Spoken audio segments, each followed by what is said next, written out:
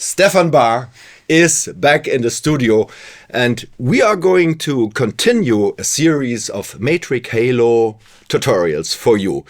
My name is Michael Kunz. Welcome to the channel and let's go!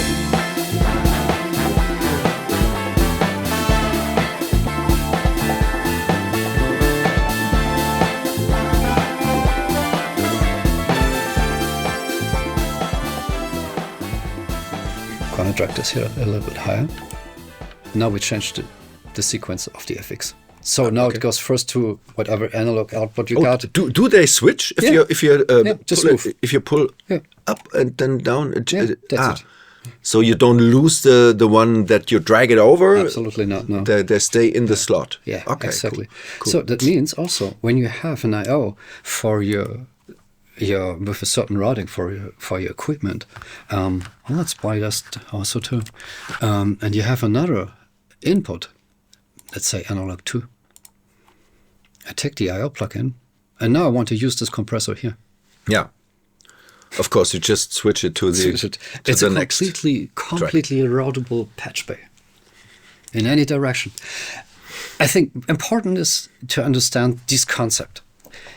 We have host channels and we have physical I/Os. Physical I/Os are analog or digital outputs. Absolutely. And so now we can go from wherever we want.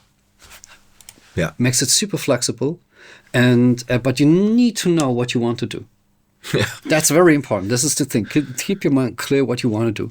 The thing is also, I can say, here's this very good description, send to. I can also say, hey, I'm going to send this, for example, to an output on your edge card. Okay, here's nothing connected. I can also send this to a satellite computer port. So if you connect another computer to your Leo ULN8 via USB. How does that? Okay, we have to talk about that. That's something I'm is it really too much? No. I don't. This is super interesting. So you have your main computer is connected via ImageLink, via network, and then you have this separated USB port, USB-C port. And there you can connect any kind of computer, your tablet, your another laptop or whatever it is, and can route things into another computer. Oh, really? That means you have to use the USB-C, so you cannot use the second Ethernet port, like the through port. No. Yeah, you can. Yeah. Okay. But let's keep it. I think that becomes a little bit more confusing because when we then again talking about stacking and stuff like that. I never had the feeling that Matrix Halo offers too little possibilities. I never really had that feeling. Yeah. Okay, but the thing is, let's go back to all physical channels. You can also use another digital. Or whatever connection you want to use for that thing. So, and this is the thing. You can even in the I/O plugin, you can cross route to a completely different direction. So, and what's also like is, I use this a lot, is that you have this simple thing, a bypass button. So that's cool. With or without my analog gear. One question. Yeah. I use this bypass button quite often, but my outboard gear still gets the signal. It's still still showing, and that's kind of make me nervous a little bit because I don't really know. Okay. Do I route it to my signal? Because if you see here on my channel, I have two loops to actually. Yeah, exactly. You use it.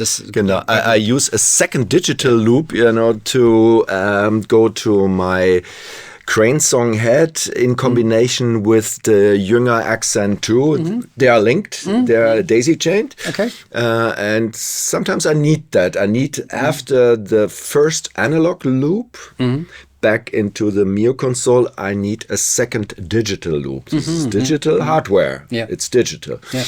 So I have on port 5 and 6, AES port 5 and 6, I have this loop. And then I bypass it because I think, oh no, I don't want to use it, but I still see level there. This is correct. And I illustrate this a little bit that way because I deleted the return. Because what you do with the bypass is you bypass the, or you take with, let's explain it the other way around. As soon as the bypass is active, or what is this bypass is active or not? Now is the bypass disabled, you listen from the return signal. It's constantly sending signals out. And what you decide is, do I want the signal that's coming back from my FX into my signal chain? Yeah. Do I want to use it or not? Do I want to use it or not? So that means it can also use, let's say that I can use this as a send. I can go somewhere in the signal chain and pick up the signal and send it to something else. This is another approach to go to another hardware. Let's illustrate a little bit more clear. Maybe if we have the MIO limiter, and I then are going to choose another thing. We have classic thing. You have a limiter and a compressor in a chain. We need the compressor. And now I want to split the signal up. I just want to take the signal, send it out to something else, and still have the ability to route it through. This, for example, is another option. I can go inside all of the separate DSP plugins and pick up a signal from there. Okay. So, yeah, it's super flexible, and I do not know a situation that you can't handle without with the MIO concept. It works always. You find a solution for that. You find workarounds around things, but yeah, don't make it, especially in the beginning. Don't confuse yourself. Yeah. That's very important. That you find your approach, find your way you like to work with the thing. What is the best in your situation? Yeah. You have thousands of options, but it's very important to understand the basic concept of it.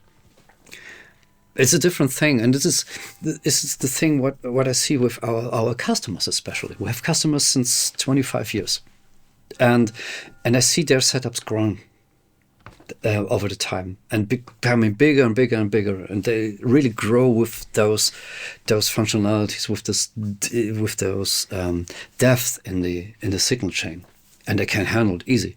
Someone else looking on this said, "Oh my goodness, what is this?" And yeah, I mean, you have to really understand the basics, and I'm honest. I'm not, I'm still not, totally in it. I'm still not, through with all this. Because one question I was going to ask you anyway, there are a lot of hidden features. I mean, like sub-menus you can only see if you right-click on some of the some of the labels there, you know. I know. Yeah, for example, those identify box, set numbers of USB channels, things like that. Or you go here. Yeah, the snapshot, thing, the boot state. Yeah, right, exactly. We were talking about also here, my calibration for the monitor. Yeah, this is on A. Yeah, but you told me to do exactly. right click here, and then you can say. The 0 is calibrated to -8. Right, exactly. Yeah, but how the hell you know that? How do you find that normally? We show you right now. I hope. I hope it helps. Yeah, it's also a very important thing. These are really the points. You go step and step deeper into your setup. For example, if you buy a box, put it out of connect it the first time to your computer, switch it on. You can work with any regular interface that you buy. That's the same thing. You have analog inputs, you have your DAW inputs, you have a basic monitor controlling setup. You can work right from there. But then people try to figure out things, see all these options, and then they're going to mess things up. I know it's the same thing happens all the time. At least going back really to the basic setup, it works the way like any interface that you can buy.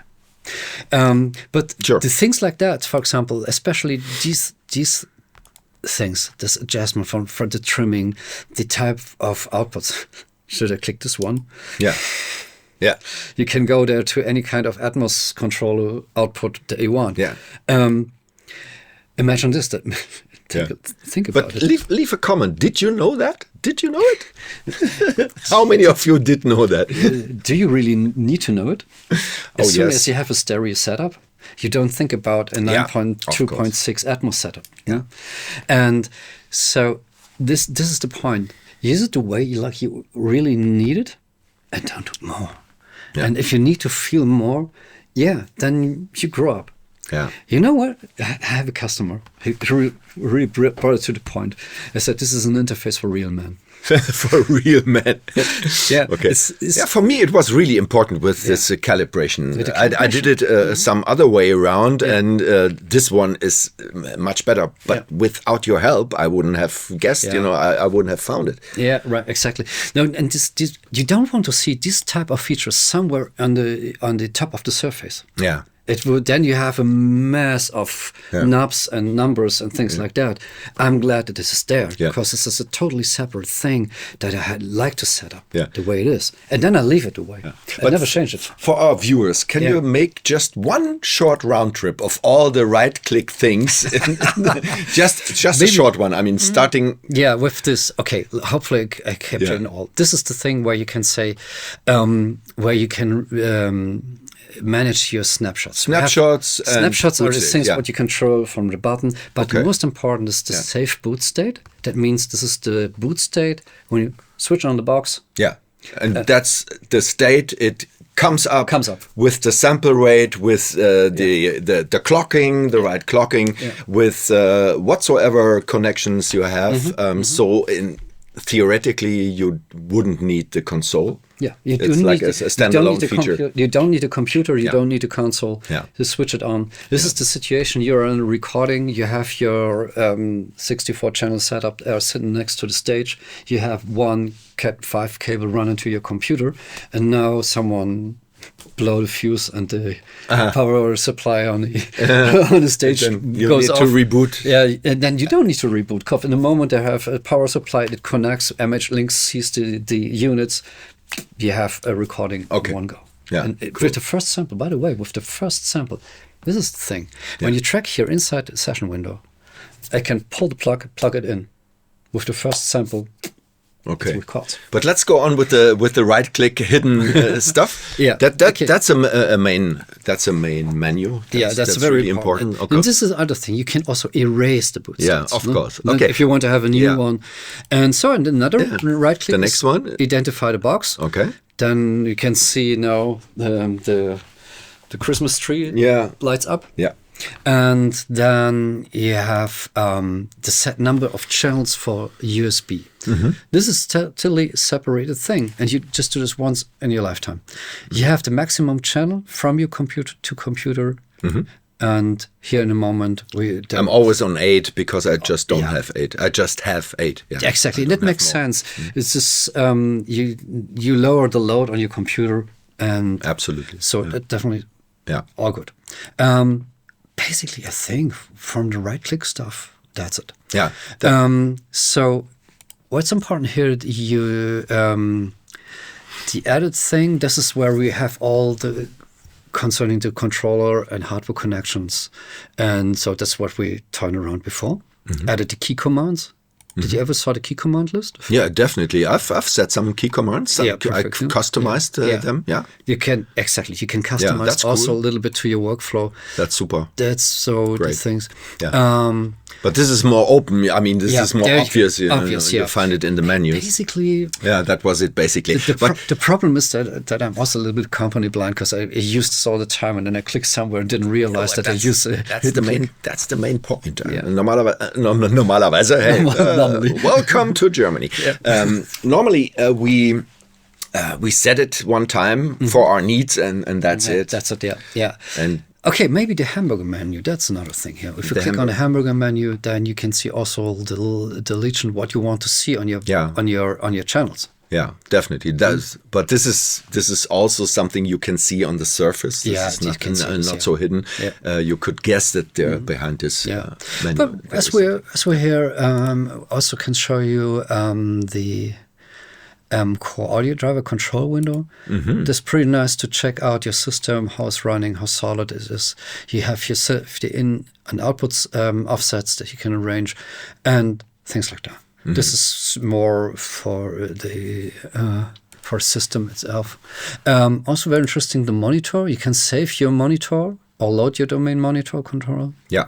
So basically, it definitely makes sense when you're totally new to the box to make a little journey about all those feature sets that you have. Kind of picture what it is. I've been using that in the past. Zack. Yeah, fantastic. Nice. Yeah, this is Command G. Yeah, and then you end up in the output graph, for example. Yeah, this is the output graph then for your monitor controller. Yeah, and go to the plus and show what you can do. Like you can add plugins. I mean, we don't have to go totally deep into that, but for me, I used a plugin there in the monitor section to equalize my speakers, to room correct. To room correct things, exactly. Yeah, so I did that for a long time. Yeah. Yeah, this is something. So, and that's not so obvious. Like if you, it's true. I think Command G is the general is the factory default keystroke. Right. Okay. Yeah. And there is also the thing where we can do a bunch of things, but I definitely like to go into this detail things. This is no, just to mention, that you these things are there. Bring up this menu or what do you call it? This the function. Yeah. If you press Command G. If you drag here over those things, what you can see, what you can find here, this is crazy. And there you can create things with this. If you know what you want to do here with these building blocks inside a graph, you can create a thing. Cool. Very interesting stuff. Yeah. So do we have more question to answer, or should we move to? Yeah, I think basically we got answered a bunch of those questions. Yeah. We have those, again, this concept of routing inside the MIO console, about the I/O plugin and the direct outs that we got here available. Yes, I think we addressed basically the controller thing, the MIDI controller options, and of course what I also like to show in this case, as we're here on the main channel, there are some new things came up, and this is the thing. All the plugins that we got are inside the MIO console, they are included.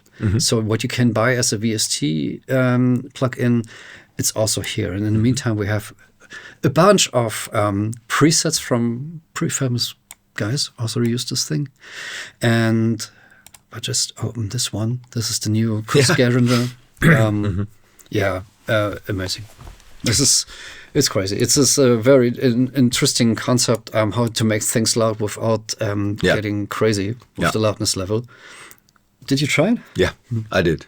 Yeah, very interesting. I didn't at that time. I didn't have like a special use for it, but I've tried it. Of course, I like to try things like that. We are still.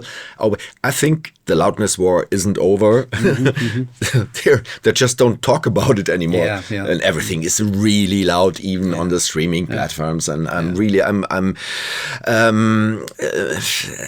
checking with every master I do. I'm really into research. What's the best way to get it across on platforms, so that it doesn't fall against other masters out there, so you don't lose loudness, but still can breathe, not squeeze it, endlessly. But that's just a little side thought. Yeah, it's interesting because what harms really my ears sometimes when I hear the super loud mixes. It's screaming loud. It is terrifying distorted. Yeah, it's not nice. You don't want to listen to it. Exactly. You don't want to listen to it all the time. I mean, it's just, maybe you get used to it over the time, but here's one thing. As soon as you enable the oversampling, you can see like the DSP load goes up a lot. Okay. But we're now on 4 times oversampling. And if you then turn around with this loudness stuff and the density, it can get terrifying loud without distortion. And remember, we tried this on already mastered tracks and pushed them a little bit up. Let's dance again, just push play.